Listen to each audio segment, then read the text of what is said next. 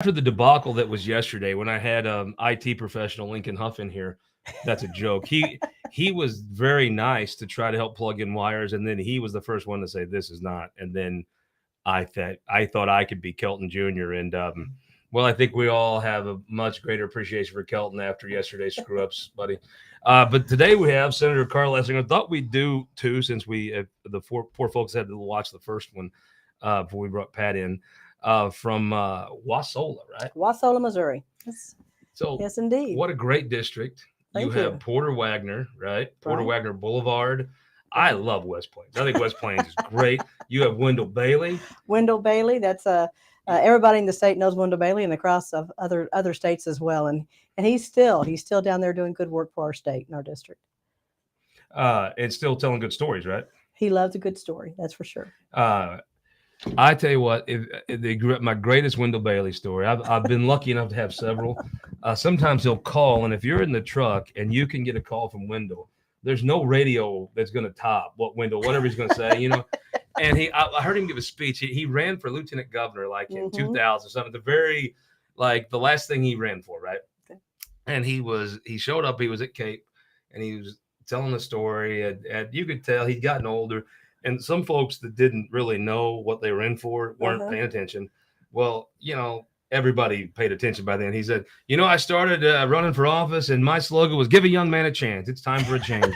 And I stand here today a corrected man, because I tell you right now, experience counts. That's right. That's right. I like that is Wendell Bailey to a T. Absolutely. A great Ozark storyteller. He reminded me of a guy just down 60, Gene Oakley.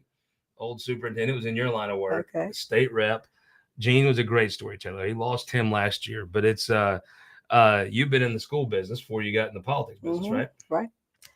Absolutely. Tell me, if you're a parent in this state, I know districts differ and vary a lot. What would you say the state of public education is in Missouri right now? Well, I think it's the state of public education is good. I do too. I really do. I think that if you'll look at your local district and look at your local leadership and see what's happening in those buildings and walk those halls and get engaged in what's happening with your kids, I think you'll be surprised. And the thing that I think is interesting is that there's a lot of folks who have not been in the classroom or seen the changes and shifts in the way that we teach today compared to what we did 15, 20 years ago. It's not the teacher standing there saying which workbook page we're going to cover today. The teachers are truly engaged, and they're really trying to figure out where every one of those kids are. The use of technology and being able to have those quick assessments to see where they are at that time and what they need next. It's a whole different game than what it used to be. Well, I think there's some truth of you get a little bit like everything in life. What you put into, you get out. Absolutely. And I do think that school is not a service. It's almost an interactive thing. The more you're kind of watching and being involved, probably the more you get out of it for your kid. And the more you just think, I'm going to drop this kid off and this is his education. I'll pick him up at 3 and just handle it. That doesn't work in any other part of life. And I kind of think it doesn't work at schools either. You know what I mean? And it really wouldn't. And we've seen that, right? Where parents really don't have any connection with their teachers or what's going on in the classrooms. And it'll be okay, but it's not as quality of an experience for the family as a whole. Because if you're as a family as a whole and you're engaged and you are truly part of the conversation of what's going on with your kids every day, you're all winners. The teacher's winning, the kids are winning, and the parents are good.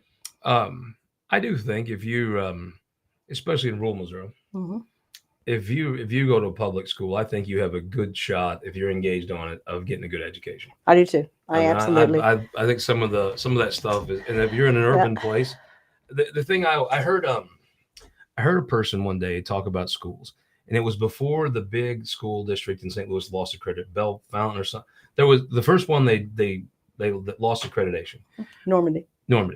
And I remember very vividly, I never really followed school policy much, but this person was talking, and they were essentially had a beef with the school, but they were on the radio, and I was just there. Like I was on the show, but they were talking.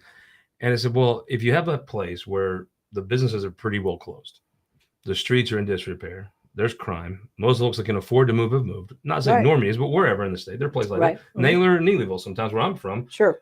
You could make some cases about the same thing. why would the school be the only thing that functions well? Yeah. Well, you're hitting on a thing that I've always said throughout my entire career, and that is that your community will always reflect your school, and your school will always reflect your community. And you can't get away from it. And if there is disalignment, then one will fail, and then the other will surely fail next. One, yeah. So basically, your community, however, whatever it is they value, whatever it is that they want for their own kids, that's what you're going to see in your buildings.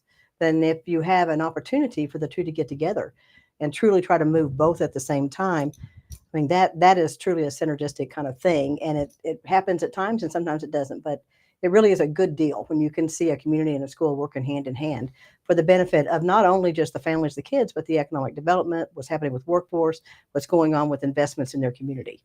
That's where you really truly get some good work done, especially in rural Missouri. Yeah, that's always kind of been that always stuck with me. Yeah, and I'm not sure that's a city urban thing, but it's so funny. I mean, Missouri. How many different places is Missouri? I mean, the Boot Hill is its own Delta style that's Southern exactly culture. Yeah, absolutely. The hills. I went to school in the flats and lived in the hills. The hill folks have tremendous storytellers like Wendell, Gene, and then you get into the Springfield area. It's highly it's a more evangelical type area. You get in Central Missouri, the German Catholics, very conservative. There they you don't go. drive their money. That's right. It's funny. Trump didn't really overperform in Springfield or Mid-Missouri because they don't drive their money. They've been divorced 3 times. They don't wear their money. They're conservative people. That's right. They just want to know how hard you're going to work. Yeah. Then you've got essentially a more, there's a swath of Pennsylvania type that runs through North Missouri. Really, it's a little different because it's not quite as German. You get up in North Missouri. Then you got St. Louis, the westernmost eastern city, and Kansas City, the easternmost western city. 2 wildly different places. Right. I tell you, you know, you get around the state about as much as I do. If you were betting on stocks right now, you'd bet on Kansas City. A lot of good things are happening in Kansas City. You know, I get a chance every once in a while to speak to a dear friend of yours and mine, and that's Charlie Shields, and he's right in the middle of it. And I love hearing the stories of what's happening there. I like to hear about success and about things that are going well. And people in Kansas City, it's the damnedest thing. They'll wear buttons that says what the heart of KC. You would never see that in St. Louis. I've never seen that. It says, people wear the Cardinal emblem on. They'll get all about a ball game. But I have never seen anybody walking around with I Heart St. Louis stuff on. Yeah. Now, I'm sure it exists. I'm sure it's there. And there's many wonderful things about St. Louis. I enjoy a lot of parts of St. Louis. Not really Chesterfield, but the South City or something. I've been a convert and I get it. Yeah. But in Kansas City, they're so proud of it, and it is. And like the World Cup, I thought the World Cup. I don't watch soccer. I'm a capitalist. I don't watch communist sports generally at all. If the sport ends in a tie, I don't watch communist sports. It kind of is though. But I'll tell you, I understand what the World Cup is. It's a big deal. It's a big deal. And to get that, when Quentin was applying for that, I was like, so this is the kind of thing you apply once and fill it out. Then the second time you make your. But that community got behind him. Boom. Yeah. They did. First time? I mean, as far as this committee, like this rarely ever happens. Going back, I guess the World Cup's been around. What, Kelton? 100 years? Something? Long time? A while? Long probably longer than that. It's like a mini Olympics. I mean, the rest of the world watches soccer. Wow. A lot of it. So I just thought that was a real affirming thing. Let's talk about State Senate where you work at. But first, look at this. My buddy Troy in Warrenton, Farm Bureau member. He kept telling me he's going to give this to me, and he wouldn't tell. He said it's going to be the best Stein you ever had. I'm like, that's a high bar. I got You've got several. August the 4th gave me a Stein that I cherish a lot. But I got to tell you, bud, this is out. This buddy, thank you very much. This is a very prized Stein. You were right. I wish I could drink beer and watch playoff baseball, but that's not going to happen this year. But next year, I owe you one. This is a good Stein, buddy. Thank you. It is a nice looking Stein for sure. So absolutely. Where you work? I mean, where I work, yes. Sucked. I watched you guys 2 years ago, and it looked like none of you wanted to be there. It was just waiting for what's next, right? Like that congressional map has always been in my business, it's good because it's an interesting piece of news. But in reality, it just looked like all of you. It wasn't even hate of each other. I didn't pick. It was just ugh. Another day of this. It just felt like the whole thing was difficult because it was everybody's idea of right, and they truly believed or listened to their constituents. I'm trying to figure out exactly, what's best for us as a whole. Now, on that congressional map, if you're an old boy swinging a hammer in O'Fallon, why the hell wouldn't you want your senator to get a congress from St. Charles? That's right. So, I mean, obviously, I don't think there's a secret. Bob Onder would like to run for Congress, and he wanted a district where he could run. And I have a hard time saying, I mean, obviously you're self-interested, Mm-hmm. but if you're representing your constituents, some Oh, I guy know. working at one of the 80 Absolutely. Starbucks in Wentzville, I don't see how you're not served by that. So That's right. but Well, it we had a was, map that look, started with part of my counties was coming straight out of oh Blue God, Springs, yeah. all the way down. This little skinny thing going all the way up, and then it's the most ridiculous thing I've ever seen. I And think a you're, lot of it was the things that I was noticing was it was what you were saying was self-interest and their own agendas were driving the ideas of where those lines should be. And really, it's supposed to be where is it actually going to work well for that community, for that district, so that whoever's representing them can actually do the job we're asked to do. it's so funny. Yeah. Burleson tried so hard to stay out of it. He tried so hard because Springfield's going to have it. I mean, really, those. My thing was Webster County. I fought like a Oh, dog for Webster and County he to got stay involved in yeah. that somehow, I and know. I think he regretted. It's like he touched. I thought at the time Senator Burleson did everything he could do. He fought it so hard to stay out of it, and at the end he touched that electric fence. He just could not touch it, and there he was. And I don't think he enjoyed the experience. I think he was better off running for Congress and just fighting his urge, but he just couldn't at the end. It was that thing was all. It It just was a dog fight. You have a situation where it's like meh, and then I don't think it was rage. It was like, oh, we have to come to this place for another 3 weeks, 4 weeks, whatever it was. This year, I tell you, I think it started off. All of you were like, oh, how's this going to work? How's it going to work? I picked up a lot. I mean, you're going to have conflict. It's made for conflict, but I picked up it was an enjoyable place to go. It was definitely an improvement over what my experience has been the first few years that I was sat in that chamber. And I'm looking forward to next year. I think that even though we have a lot of state races and we have a lot of people that are jockeying for the headline or whatever it is, I still think that we have an opportunity for some good work because I do believe that Cindy O'Loughlin had done a heck of a job as floor leader. I don't know what the argument would be that she didn't do a great job. She did a great job. And the thing was is that she worked it hard. She actually went out and talked to people, made them sit down, get in the room, have a conversation. And if you show up on that floor, this is the part I loved about it. If you show up on the floor, you just have a piece of legislation that nobody knows anything about, and you fling it out there, she's not going to give you a whole lot of time. I love that. I tell you, I like it when people work their stuff and get everybody on that page, at least an understanding, and we all have a sense of where this is going before we ever get out there. I don't know that it's fair, but I do think next year is going to be the last year of just the give me what I want or nobody gets anything. I hope so. I don't think you can get around an element of that next year. Mm-hmm. But I do think that you have a chance coming back after next year. New governor, to be some senators who've been in the middle of all these fights will be gone. And it's, like I said, it's not particularly fair to Caleb Rowden, but he won. And sometimes when you win the leadership race, you beat somebody, and they've been pissed ever since. And that's just, I understand some of their points, but at the end of the day, I mean, this spun from a leadership race, and you'll have everybody that ran in that leadership race will be terminated. And it is, you know, I just think there's no way you saw how last session ended. Yeah, we ended up. I'm not sure that I really am pessimistic you can avoid that no matter what you do. I don't think if Dick Webster came back to life and went down that, I don't think he turns could that even around. secure it, yeah. But I do think you got a chance to early on do some things. And I could see the speaker stepping up and being the bad guy for a little bit, and which I think you're going to have to, like, you could unite against him, right? Just like all House members hate you guys because you don't pass all their bills, their 80,000 bills. What do you think happens? I mean, when you look at it, it's so funny. You know, people say, well, not that many bills passed. Well, you know what? Yeah. I remember a time Republicans would say, great, that's awesome. You know what I mean? Sure. Is it the worst thing if you don't just pass a bunch of legislation next year? You know, you look at the legislation coming forward and you look to see what's actually going to pass some traction, what's going to have an opportunity to pass. And the thing is that if you look to see what it is that actually received the signature of the governor as in place, how quality is that? Whether it's 15 or 10 or 5. Make sure whatever we have that's going to make it across the line is truly quality, that's going to do what we ask it to do. And it's going to really be a plus for the state as a whole and not one individual. I think that's the whole thing. Is we talk about this idea of holding the Senate hostage because you don't get your way. And I'm hoping that through the interim that we have enough conversations, enough push to say, you know, what are you doing? Bring it out. Show this is what you're doing. Why are you doing it? Have those open conversations to where it's not somebody's idea of what happened. I think you have to get in front of it, and you have to try to resolve it. Say, what part of this can we work with? What part of these things can we have consensus on? Not just the what, but the how. we all have an idea like IP. Let's have an IP reform. But what specifically are you talking Yeah, they about? got 34 votes for IP reform. But what until you kind of have IP to reform? say which one. Yeah. So you have to dig Do in you a little think bit that's right? more. Now, I tell you, I, Rich Callahan, a buddy of mine, he had an idea. Mm-hmm. It feels like to me, it's a little easy to change the Constitution. I think that's also nobody asked for Wendell Bailey's signature.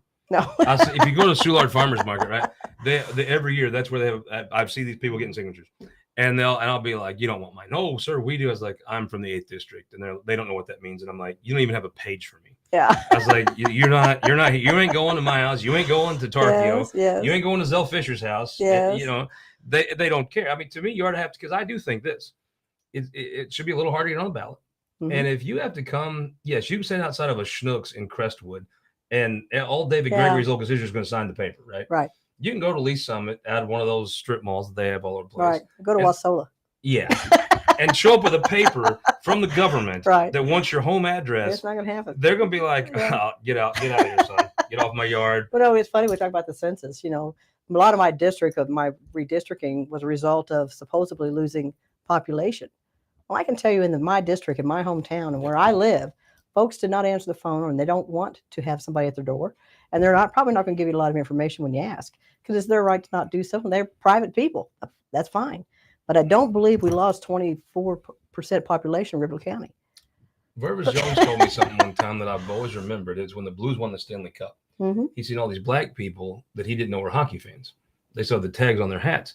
And he said, Faughn, white trash people, because he's right, and black people have two things in common. We don't trust cops and we don't watch hockey. I would also say we don't want the government coming to our house and wanting to know who we are. That's just not something. No, but I can tell you those are truly down there as far as who I represent. Nope. Me neither.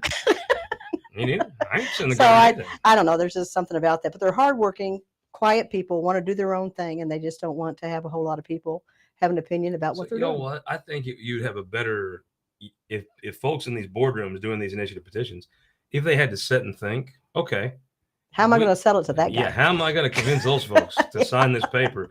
I think you'd have better. Absolutely. I mean, I think you'd have better initiative. But also, Rich had the idea. If you're going to make it harder to do the Constitution, which I think most people would agree, even privately, that it is probably too easy to change the Constitution. Okay. You're going to make it a little harder. Well, if the citizens go and put a statute on the books, in the past, the legislatures went, nope, we're changing it. Maybe it should be a little harder to change a statute passed by the public too. I mean, to me, that's a trade-off that actually makes some sense. Make it a little easier to change the laws by initiative petition, and make it harder for the legislature. I mean, the puppy mill thing, you'll remember some stuff. I remember. They just came and changed that. Now, I kind of agree that you aren't telling people what to do, but also if the public votes for it, if that's the gold standard, it's got to be the standard, right? It can't just be if you agree. And I just thought that I still think you could have found a supermajority for that, probably too. So maybe you should have supermajority to overturn that, and you won't always have a supermajority in the Senate, right? No. I mean, right now. Well, we know. Look at history, right? How long do we have a supermajority? Actually, when you get to that point, it does take a while to turn it, but sooner or later something will happen. That guy's Bill Webster's dad, Dick Webster. He served in a minority of 9 Republicans. Yeah. And was the most influential guy in the room. Right. Well, I remember when, I think I was working at Desi at the time, and Charlie Shields was actually the one who, and also some of other friends, and I watched that wave, where we were shifting over from the Democrat rule or majority to a Republican majority.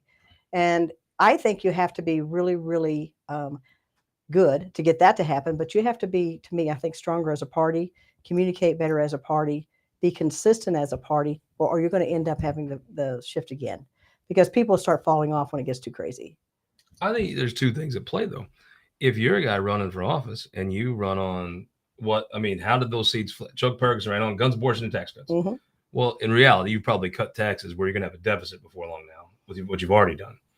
And there's no abortions. And if Kelton has a baby 3 months after he's born, he can go get a bazooka. So there's not a lot to do. And so you get into, now you want to run local ambulances. You want to run the drainage district and cut their taxes, cut their budgets. I do think that majorities run out of ideas. I think the trans stuff has been a welcome development for some people, so they can have another social issue after abortion. Mm-hmm. But I do think I think the problem is different. I would disagree with you about it if it gets too extreme. I think we all get our information from our phone now, and I think where it used to be all politics is local. I think it's all national now, and I think the Democrat Party has decided that they don't need Missouri's the demographic of Missourians are not a demographic that they have to go pursue Mm-hmm. to win the presidency, to win the Congress, and to win the Senate most of the time. And so they don't compete here. They found other places that have a demographic they can market to. Mm-hmm. And with the Republicans, when they were in the minority here, right? When Dick Webster was here, you had to have Missouri to win the presidency. You had to have Missouri for the Republicans to win the U.S. Senate and the Congress. So even though they knew they were going to lose, the National Party would put money and resources here that I just don't see the Democrat Party doing anymore. But I also see on the national side kind of the other part of the Democrat Party that are just things that is just not going to happen here, right? They're not going to agree to that. It's not going to happen. Cory Bush stuff. It's just not going to happen. That's not going to happen. So I think when you really base it on what do you value as a person and where do you live in your community and your family, that I think you're going to stay with the party that really, to me, represents that. And in my world, that's the Republican Party. But in reality, I do think Jill Carter and Bill White's election was a bit of a watershed moment. Scott Sifton won an election in South County against Sue Shamel, very famous St. Louis name. Sue Shamel had better funding, had a great name. She was a very good politician. She was pro-life. Scott said it was the first real competitive race like that where the pro-choice person won. And I think Scott Sifton's election changed the Democrat Party in a lot of ways. I think that loss in or Jill Carter's victory, you don't have to worry about a general election. You have to worry about a primary. Oh, yeah. And there's everybody in that building knows that. I mean, really, how many you'll have independents? How many Swift? Well, Columbia, right? I think. Can you take Columbia? I mean, really? I don't know. I'm hoping. I think the Democrats. See, this is the interesting thing to me.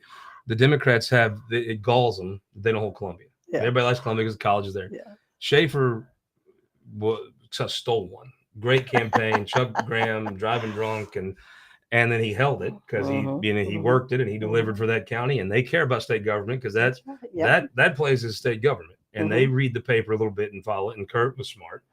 Then Caleb Browden, just a great politician and a great Trump carried even you Boone Countyans, you like Trump more than you like it on. And Caleb's a terrific politician. Sure. But now that you had those extra counties that put him over the top, neither one really won Boone County. I think the Democrats, since they haven't won it in 16 years, since hell, it was Chuck Graham actually after Ken Jacob. Chuck's the one that lost it when he ran for re-election. They've got behind Stephen Weber, probably their best candidate. I don't think that's a secret. Stephen Weber's a terrific candidate. Good guy. War hero, great record, can fundraise, good communicator, will be a good senator. I don't think you're going to have the primary other folks thought you were because they haven't held it and they're hungry for it. And 8 years from now, when Stephen Weber's done, there'll be a Donnybrook primary because they won't care about the general anymore. They'll care about a primary. I think the same thing happens for Republicans. I mean, really, the races, the statewide races. I mean, Crystal Quaid is a very talented politician and a very good leader, but her odds are what, 20% to win that race at the most. And nobody in that primary is running worried 1 ounce that they lose to her. No, they're all running against each other. Yeah. I just think those trends continue. Well, I think you're right as far as, and I haven't been in this business that long to really see any kind of long term. And I love the way that you bring up history and you just remember all those things. It's amazing. But I think that I know my district and I know what our party stands for. And I do believe that we're going to continue to be a majority. I just think so. Well, I think you'll be a majority for the next. I noticed something interesting. Okay. The Democrats picked up in the suburbs when Trump ran for re-election. They were picking up seats. I would say with the abortion thing on the ballot, if I had to guess, the law that you all passed is a little further extreme than most Missourians are. I'm not sure it's even a little extreme for most Missouri Republicans, but for sure your average Missourian. And I think you may see a little bit of a course correction nationally. And I mean, no victory ever goes without a price, right? The worst thing in politics is to win. Yeah.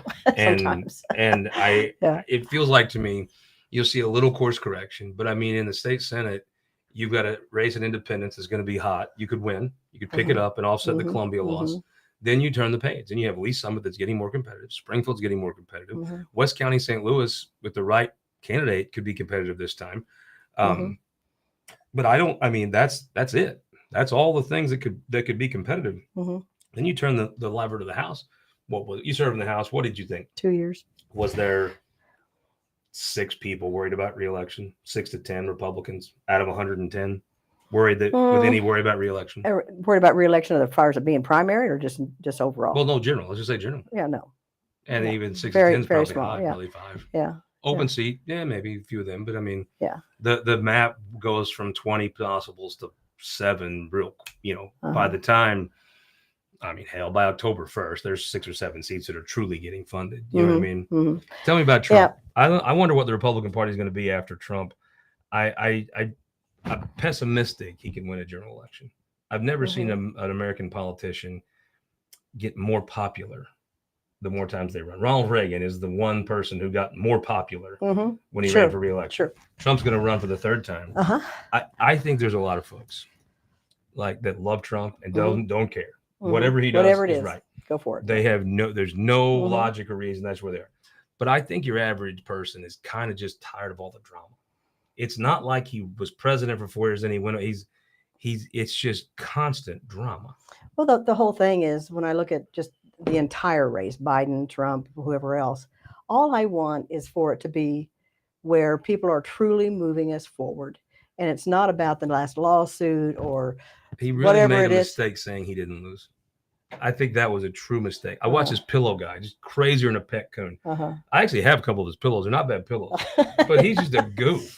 You know what I mean? Get over it. Go on. Do something. When you're taking that goof's lines and repeating them, you don't be that.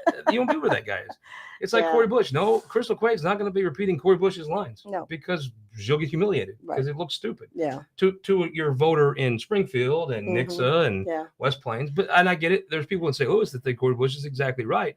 They make a fraction of the state. To me, I see Trump getting arrested every 3 days, and I'm like, this is bullshit. I don't think that Roger Stone would have been charged. None of those guys get charged if Trump doesn't win. Trump's not in jail if he doesn't win. That's true.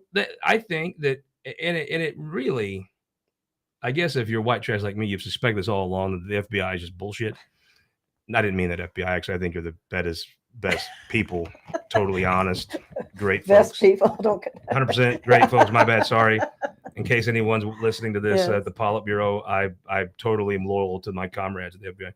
I just think it's horseshit. I think what they're doing to Trump is charging him for paying off every day. Every day there's some kind of news, something. Yeah. And do I think Donald Trump called up and said, I want you to find me votes to win? Yeah, I bet he did. Sure. I also think Lyndon Johnson 100% stole the damn Senate race. And even supporters of his now laugh about it. Yeah. He just totally rigged it. Pendergast in this state. Oh. Totally. How many people? Probably. You're telling me there was never a phone call made for this guy? Yeah. One of the greatest presidents ever, one of the greatest Missourians ever. You tell me Pendergast never made a phone call for him?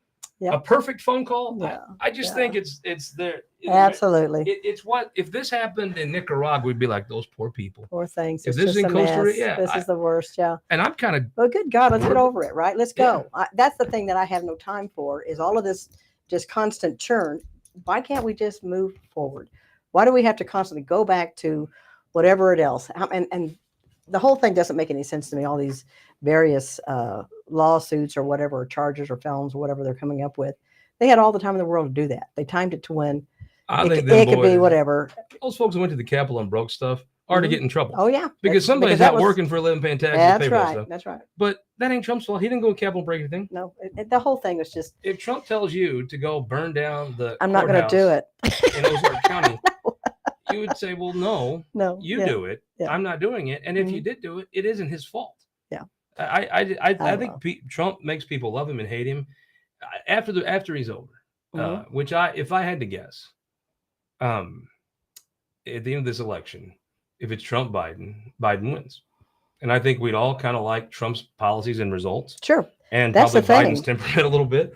But the fact of the matter is, I don't see Trump winning. I think people are tired of him. Even the ones that will say he did a good job as president, which the numbers just show he was very, very good at being president. The people around him, he really built a good team. He really did. He gets the credit. Yeah. I think it's wrong. People don't give him credit for things he did. The economy was great. The world was far more peaceful. I mean, the fact is he was by the metrics you would judge a president by, like George W. Bush. by the time he was done, he failed at everything. If there was anything else he could fail at, go find it. But where Donald Trump was there, I mean, when you look at the data, look at the data, and actually the economy, safety, just the idea of pride, those things were there. You know, I do think so. But he just couldn't get out of his own damn way. And I think whining about the loss, nobody in this state truly believes he won that election. You may say that, but you don't believe that. And he just lost, and it's unfortunate. I was for him, but he didn't win. I think it's even if like Al Gore, Al Gore probably had a right to complain louder than Trump, right? Sure. You don't whine. Usually the American people don't like whining. No. And I think the whining is just a lot. Of course, Republicans now, your party, my God, those suburban colleagues of yours whine all damn day. Well, that's them. Lord. That's not us. I mean, yeah. That's to me, that's not the whole. And I like the idea that I get to represent the 33rd district, and I get to represent the folks that are, to me, your basic, solid Republican Party. Is this party the party of rural Missourians, the Republican Party? Oh, I think it is. But that are you, as a person who represents some of the best people in this state, are you too accommodating to the suburban colleagues you have in your own party? I'm not. Now, maybe some others are, but I'm not. I will always stand up for what I think is best for my district and best for, to me, what I know, which is rural Missouri. I watch. So. There's some folks I've watched in the party, House members, but whatever. Mm-hmm. They're definitely more worried about getting Facebook likes than how does this policy actually connect and work through. Mm-hmm. And I think that is a criticism that is legitimate, genuine. Every politician is going to worry about donors. That's just real life. I mean, but I worry about, is it going to really work? Can we implement it? Is it a good thing? And what we'll do for the next generation? That's the bottom line. And then as far as Facebook likes or whatever, I can tell you that my kids watch my Facebook account, but I haven't seen it. I don't.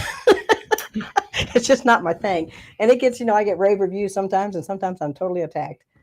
But it doesn't change the way in which I operate. And I operate with the idea that I want to be able to do good work for people who send it here. That was it. Yeah, I mean, to me, the buck stops here, not on the internet. Yeah. You know what I mean? Speaking of Truman.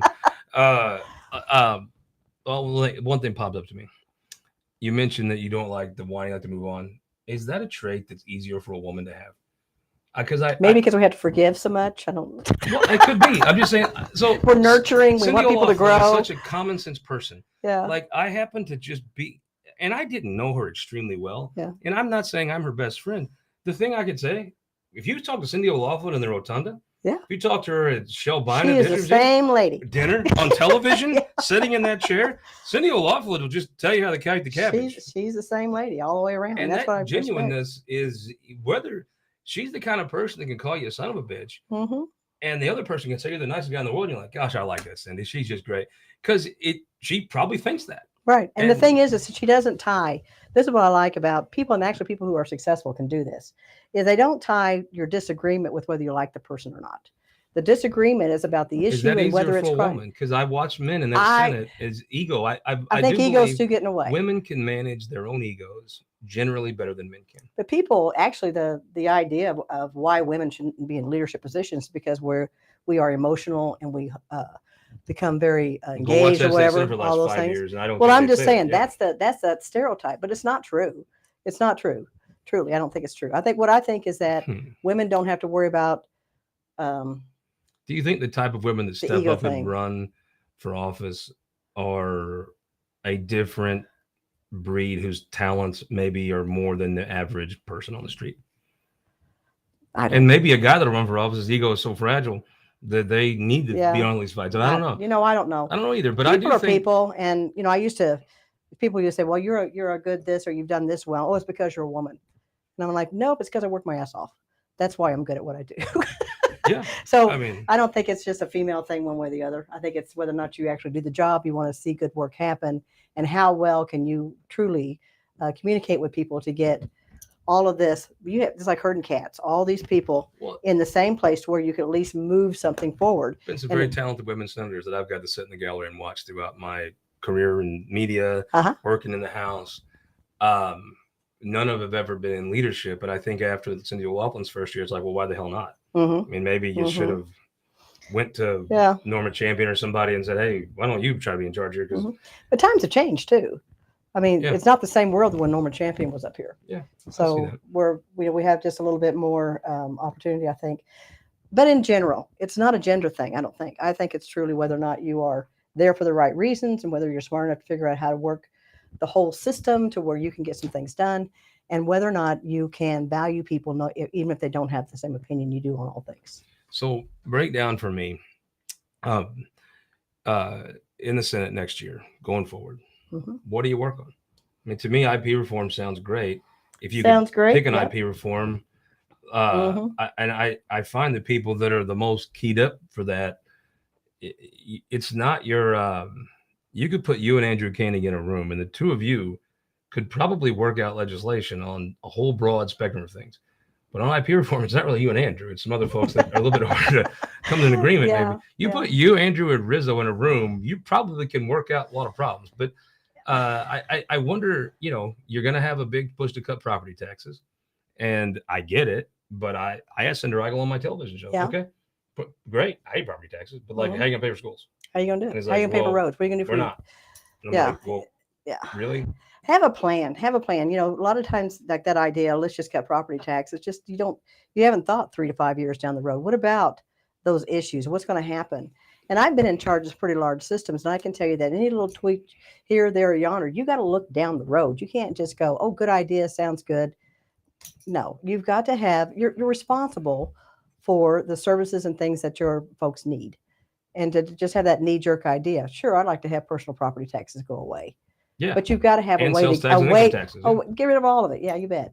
But I want the police to show up when I call them. So Ambulance. you got to figure that out. If you don't have a Yeah, drainage district, yeah. you don't have a SEMO. You have a lake. That's you know? right. So it's a It's a balance, and that's the whole. I guess that's the bottom line, Scott. It's a balance. It's not just one thing or the other. It's not one person or another. It's a balance, and for us to move conservatively, fiscally sound, and also make sure that the next generation is taken care of. It's not about tomorrow. It's about the next generation. That's the work we're doing. It sort of does feel like, though, you have Republicans, and if you look back on the last 10 years of the Republican Party, the things they've done, if you went back 11 years and said next year we're going to do these things, they'd have been like, no way, it's impossible. But I find now it's more about being angry than it is, okay, we want to accomplish this. Well, okay, but we now want to accomplish this plus. Yeah. It seems like there's, and I that's just the culture. I'm not sure that's just not a culture thing. We're an angry culture. Right now. It's a culture thing, I think, and we are an angry group. But I still go back to that old line that somebody once told me: you can't legislate morality. You're not supposed to be doing that. You're supposed to be legislating and making rules and laws around how things work or what's right or protect people's rights. And there's no question from the harm. Republican Party in this country wants to be very liberal and tell you how to live your life personally. Right. Mm-hmm. No, they generally want to say your wallet, but they won't get in that bedroom and kind of tell you what's up. And Democrats, the opposite. Mm-hmm. And so it is a very twisted it's a very twisted mindset that American politics has that frankly, this is a two-party system. Maybe other countries would have different parties that kind of have a more direct ideology. You know what I mean? Yeah. What's the one thing you could do next year that help rule Missouri? Well, there's several things. I think that our infrastructure, when you look at our state across the line, you see that lovely 4-lane highways running out of Springfield, Kansas City, all the way down to Northwest Arkansas. Beautiful, lots of development. You go over here on the south, on the other side. He's on the Highway Commission, was talking about that. Yeah, well, because I've talked to Mike Kehoe about it. Because if you look, the 33rd district sits right at the bottom of the state, obviously, but it's a part of the state that doesn't have a north-south corridor. And so the reason that we don't have development right here is because people don't come down here. You can go east or west, but you don't have this. So I want to get I think you had to 4 have lanes 60, on though. 63. I thought 60 was It a helped. big deal. But Rolla down, there's nothing. From 44 down. You got now that the 70 thing, which is huge. I mean, 36 yeah, then we're going has 36 and 60 were big things for this state to get done. Yes. Period. Just the way it was. Yes. Connecting Springfield north-south, huge, just it was enormous. Perfect. Yes. 67 has been improved where it's a 4 lanes, and it'll be the short route to get to Chicago from Dallas before long. But you're right. I mean, to me, there's two parts of the state. Since they're redoing 70, I guess 50.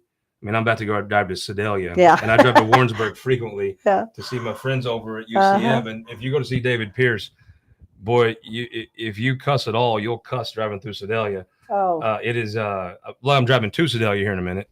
So that's better. But I guess But 50 hey, will be on the back burner a little bit. It'll be on the back burner a little bit. But I would love to put anybody who has any interest in how can we make our state better, I'm going to put them in a car in Branson, and I'm going to drive them to West Plains. Down that bottom Isn't part of it the state. beautiful? It's beautiful, but Oh. but I have to stop 2 or 3 times so you won't, lose your lunch, because That you don't have a 142, straight line. I mean, it's crooked as a preacher. I mean, And there's then, no yeah. two ways about it. And then Rolla down. We've got to do something about that, because there's a reason that tax base in about 5 of my counties is the lowest in the state. Well, if you just stopped and hooked Rolla to Jeff City up with a 4-lane highway. Yeah. I mean, to me, there's 2 parts of Central Missouri that is just, it shows a little bit lack of foresight. Mm-hmm. And one is, you should be able to get on a 4-lane highway and go to the state's premier college and the state capitol and the Lake of the Ozarks, the premier, Mm-hmm. second, I guess, to Branson, tourist destination, and get down to Springfield 944. Uh-huh. And you could pretty well do that without in good traffic, for sure, to Camdenton. Yeah. And then there's some help, but going through Lebanon, there should be a way around. I mean, if Jeff Knight would get on the stick, to me, you need to go around Lebanon. And then if you just connected Rolla to, Yes. if you connected Rolla and Jeff City, have it go down Rolla to West Plains. how better would that be, though? I mean, yes. To me, that's a lot. That's a big thing to bite off. But if the state said, okay, in the next 10 years, we're gonna get Rolla to Jeff City 4-lane, and we're gonna bypass Lebanon. To me, that's an enormous thing, and that's doable. If you made that a priority, bring 63 on down, though. Go all the way down. Do you think it starts going up, or does it start coming down? See, right now, Arkansas is driving or pulling away most of our industry and also our jobs and things like that. In my part of the state, is because Arkansas is bringing it down, and I don't know. There's not much as far as how I can compete unless I start getting some infrastructure that's running north and south from I-44 down. I need that. The next generation. And you needs think that. it goes what 60 up? 63. Well, I mean, but north and south. But I'm about point is Highway 60's intersection there. Yes. That is a probably interstate grade intersection. Yes. It goes down through West Plains 4-lane, right? Yes. So all you gotta do is just get to Kabul. Right now you're at Kabul. Yeah. You think it goes north to Rolla, not Rolla south? I think it goes north to Rolla. I think from I-44 down is what I need. 4 lanes. Right now there's passing lanes here and there, which is actually more dangerous. And people always say when they have a project they want to have funded and taken care of, they always say, oh, it's the most dangerous highway in the state. Well, I really do think 63 is the most dangerous, because you got big trucks trying to make it down there. They're passing on these alternative lanes that sometimes are shut down and not. It's just really. Should the trucks be able to get in that lane? But we ought to have 4 lanes. I mean, the passing lane to me, a truck, that's not for a truck. Yeah. I mean, you're that semi guy. Are you really going to make this? He tries, and if he's going downhill. Yeah. I always, I see that guy, that truck with that turning signal. I'm like, you're not going to make that. You're just going to make it. We can't make it. I mean, my F-150 can make it. You're a semi. That's not real. Well, you asked me the question. You said, so what are you going to do next session for? Yeah. One, the awareness of what we need to be able to increase our tax base. Got to do that. Do you spend too much time worried about St. Louis? I don't worry about St. Louis. I worry about if I was Shar Jones, you know what I would do? I happen to have a high regard for Shar Jones. Obviously, if 63 is done, it's going to be money taken from St. Louis, probably. Okay. And that just in real life. That's okay. Yeah. But whatever it is, we're kind of taking the people that produce the money for the state and telling them what to do. Maybe, take their money and help them with some ideas, but. It feels like the state, and I know all usually I actually agree with most of it, but the people that I disagree with do put in the biggest part of the state's kitty. So it does feel like your job is about 70% obsessed with St. Louis, not you personally, but when you show up to debate something, they're as obsessed with running the city of St. Louis as I am the Cardinals. And it just feels like it's a lot. It is, but that my job, like I said, is to make sure that I do all I can do for the 33rd, and as the state as a whole. I get that. The state wins, 33rd wins, but I have to be there to be the advocate and the champion for what we need down there. Governor's race coming up. It is. Who you going for? Kehoe. If you've met Mike Kehoe, he's just like the guy that would be in charge of stuff, right? He walks in a room. You don't have to know who that is. He's real. You just know that's a big deal. That's right. But he's a real guy. But I mean, when he walks into a room, no matter what room he's in, you know that a leader. Ron Richard had that quality. When Ron Richard walked in a room, you didn't have to know who that was to know, okay, he's a big deal. And Mike Kehoe, I always felt like had that too. Whatever he might not even be in charge of anything at the time. He might be at Dairy Queen. Sure. But whoever that is, all right, that guy's got it together. Oh yeah. Yeah, I agree. He is just a born leader. I think that he's somebody that truly has the interests of the state in mind, and I think that he looks at it. He knows he can do the job, and I think he'll do a great job. What's the thing that sets him apart? Not just in this race, but period. I mean, Mike. I think sincerity and just a work ethic. See, I was going to say work ethic. Yeah. Because I think he does the work, and when he shows up, he's done the work. I always thought most of the time in life, if you have a big decision to make, you could call Mike or Claudia, and they probably would. You'd be better off just do what they say. I mean, me personally, but a lot of you watching are probably in the same boat. Yeah. If Trump doesn't run for president, who you like? I don't know. Maybe just saying this. I'm not sure who. I actually hate to say one or the other because I think there's still more to be known about I think the Mike others. Pence is just god awful boring. I mean, just isn't he just boring as hell? I would say that DeSantis, but I always thought I was in Florida during COVID a couple of times. Uh-huh. Great job, buddy. He just said, "I'll leave you the hell alone," and I was like, "Thank you, sir." Yeah. So that was a great job. But I mean, his signature accomplishment is doing nothing. Letting everybody do what they need to do. Yes, just leave them alone. Which I thought there's not a whole lot of problem with that. The Actually, presiding commissioner of Butler County handled COVID perfectly. I thought Shar Jones did, because in North City and South City there was COVID rules, but not really. Yeah. And in the Central Corridor, all those little skinny white liberals they wore all their masks because they're better than you, and they could report each other and tattle on each other. And she let them do that. I thought Tashara and Vince Lampy handled that perfectly, because you go to North City, I went up to Crown Candy. Yeah. In the restaurant, there were masks, but really around it, no. Yeah. In South City, like any of those bars in South City, no masks. I'm disappointed in South City, though. This Bud Light thing has worked out so great for me. Yeah. It's been perfect. Used to sometimes bars would run out of Bud Light. Now there's plenty. Yeah. Uh-huh. It's always cold. There's a whole stock. It's on sale a lot. It never was on sale. Yeah. But I will say this. In South City, they didn't consider Bud Light like it was too not hipster enough. Uh-huh. And even now, they don't have it, which I think is personally very transphobic. And I'm very disappointed in many of the liberals in South City for not stocking Bud Light and being transphobic. I think you should do better. There you go. And Cottage Inn and Poplar Bluff, they're not transphobic at all. They have Bud Light. They have Bud Light. Yes. High Street Pub, Carl, not transphobic. Love it. Yeah. Well, Senator, I've taken more of your time than I asked for. I sure appreciate it. I appreciate the opportunity to come on, Scott. Thank you. I always like the visit, and I think it'll be interesting to see if it goes from, well, this is a good year to meh to ugh. You got to walk in. You got to walk in with the idea that it's going to be good, and you have to have faith, and you have to be able to truly work hard to get as much done as you can, because you don't get that next year back. It's like I always said, those kids don't get to do third grade twice. You get some money to spend. There's some more that ARPA money out there, right? You could spend. I think we ought to spend it on 63 South. I was going to say, I bet you have an idea. I think expectations matter. I think there's all kinds of things you can do, right? I mean, look at education. We've got a lot of work to do in education, as far as us being competitive across. We are middle of the pack. We always known that, but I always want to be a little bit better than that. I worked across this nation in education. There's an opportunity for us to truly do some good things. If you spend 70% of the money another state does on education, why would you think you could be ahead of that state? Now, I didn't follow the St. first Louis part. Cardinals, right? Okay, yeah. If they spend 70% of what the Cubs spend, right, you're going to have some years where everything works and everything doesn't work for them. Mm-hmm. But overall, over time, the average is going to hit you.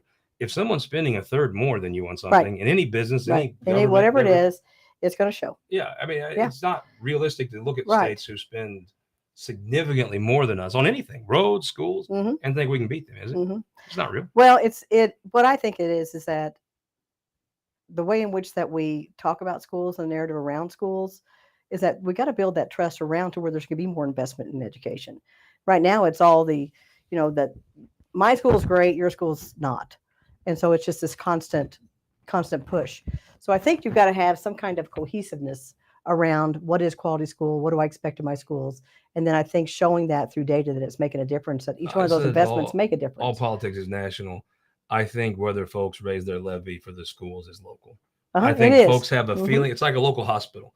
You have a feeling in your gut that you need to do if that's a good hospital, or if your school's doing well. It is local. Yes. And I think folks have their own mind made up, and they know. And you really have a hard time changing their mind. I think you have a local hospital. you can show me the data you want, but if my grandma had a good experience and I have, and We're going to vote for them. Yeah. I think it's good. With the Yeah. school, I think it's the same thing. I think if Yeah. people have a gut feeling about their school, their school. Now they Their may school. think every other school's bad. And every year you get past COVID, I do think folks were pissed about the masks. Oh yeah. Legit. And Yeah. and Webster Groves probably would still have their kids wrapped in bubble wrap if you'd let them. But you know, most Sure. schools in southern Missouri got over the mask stuff Oh, quickly. very quick. But I think the thought that anybody would do that still pisses some folks off. Mm-hmm. And the further you get away from that, I mean, we've all been pissed. Over time, you just get over it. Mm-hmm. And I think that's the Sure. public perception as much as anything there. It's just going to take time. Mm-hmm. Absolutely. Absolutely. But it is local. Politics and education is local. We all know that. Well, speaking of time, I've warned your schedule. I'll let you go. Will's going to be texting me to wrap this up. Thank you all. Where are you? I will see you guys on Sunday with the governor, the 57th governor. If you ever can't remember which number it is, look at his wrist. He's got it tattooed on it. Mike Parson. We're going to get a look at that tat Sunday on This Week in Missouri Politics.